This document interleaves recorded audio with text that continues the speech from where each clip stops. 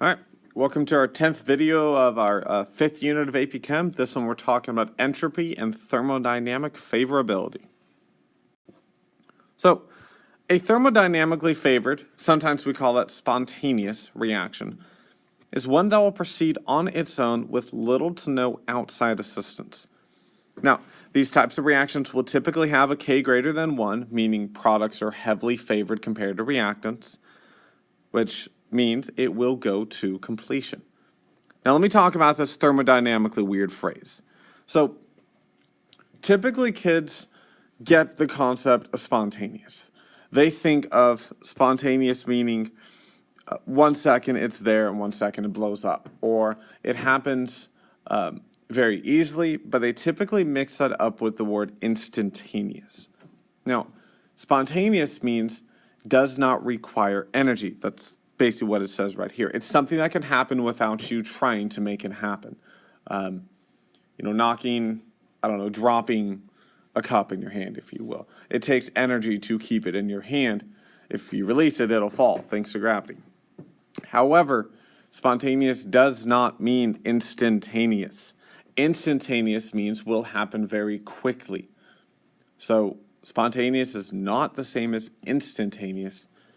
Typically, it is actually recommended to use the phrase thermodynamically favored. I know that is annoying, but that came from an actual AP reader. So especially, at least keep that in mind, that spontaneous means that thermodynamics will favor this reaction. So, thermodynamically favored, again, does not mean rapid. However, that is why we avoid spontaneous. It just, again, means it will start with little to no help. And to be honest, I forgot this slide was here. So, yeah, now you really, really get it. So, there you go. So, entropy. Basically, it's a measure of disorder or chaos, and it's used to help to determine if a reaction is thermodynamically favored or not. Again, enthalpy is great. Typically, endothermic reactions are less favored than exothermic. It's a lot easier to produce energy. It's easier to have a reaction that produces its own energy than one that requires extra energy. However, that's not enough to determine whether something is spontaneous. So we look into entropy. In general, entropy is associated either with the extent of randomness in a system or with the extent to which energy is actually distributed among the various motions of the molecules in that system. Meaning, it's either with how random things are or how much things are moving in that molecule or within that system. The more they are moving and with more energy that they are moving, the more entropy we have. Okay? Commonly it is disorder, but it also deals with the motions of the molecules. Entropy, thus, will increase when matter is dispersed. Now by dispersed, just to make sure you got it, let's say this is a molecule. Disperse means that. So since liquids have more average kinetic energy, we commonly think of that as temperature, than solids, that means more energy is dispersed among the molecules. That's why they have a higher average. Thus, the molecules are moving more, and liquids therefore will have more entropy. So again, solids have less entropy than liquids. That's kind of what we're saying. By the same reasoning, gases have more entropy than liquids, since they're also at a higher temperature than liquids, and solids for that matter. And in addition, when it comes down to it, if we simply have more gas molecules moving around, like we have 2 moles instead of just 1, our entropy will increase as well. This line does apply to liquids, but to be honest, you mainly see it with gases, and not all liquids move that easily. It's kind of mainly known just with gases. Anyways, though, the following is kind of a summary of when we can expect our entropy to increase. Either A, when gases come from liquids or solids. B, when liquids or solutions come from solids.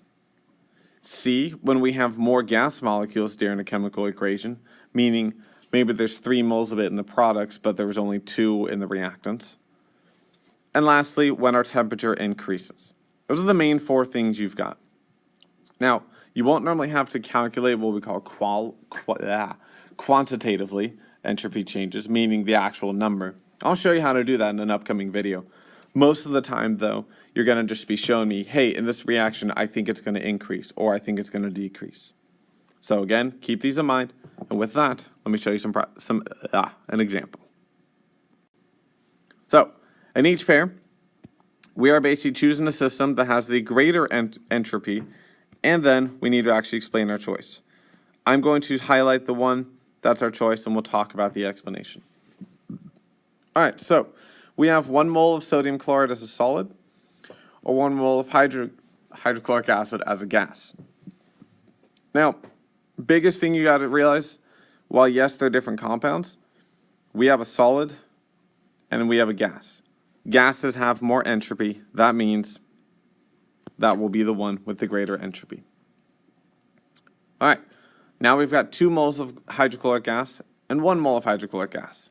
Besides that being terrifying to have hydrochloric acid gas, 2 moles is bigger than 1 mole. That means we have more gas molecules, which means 2 moles is our higher entropy. So this next example is a little bit different than what we've seen before. And I'm going to pause after this one, but I just want to kind of show you this. We have 1 mole of hydrochloric acid gas and 1 mole of argon gas. Now, your first thought is, well, hopefully you check gases, whether they're gases and solids or etc., but they're both a gas. They're also both the same amount of moles of this. Now, here's where it gets a little tricky, and it's not quite evident in the previous phrases that I gave you, but entropy deals with the energy kind of stored / distributed amongst the molecules. Argon really is just floating around by itself.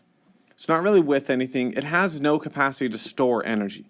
So that means that when you increase the temperature, it's going to move faster, but it won't really do much more than that. Hydrochloric acid, however, has a covalent bond in it. Bonds are basically a way to actually kind of store some energy. So that means that 1 mole of HCl is actually going to have greater entropy, because there can be more energy within those molecules than just a free-floating argon. It's a little bit weird, but typically that's going to mean molecules will be, on average, having a higher entropy than just a single atom. The reason I didn't give you that phrase is typically when you have a case where you're comparing molecules to atoms, it's typically when that molecule is breaking down. And in that case, yeah, the atoms are actually going to have the higher entropy. For example, if we're going, AB to A and B, you now have more molecules running around, you're going to have higher entropy.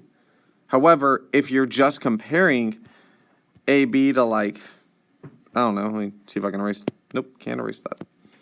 AB and C, AB in that case is going to have more. It can actually store more energy. Not quite as obvious. With that, go and pause the video, try the last two, and then I'll come back and tell you. All right, welcome back. So the next one, very similar logic to the one right before it.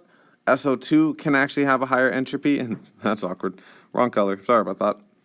SO2 can have higher entropy because it can store more bonds.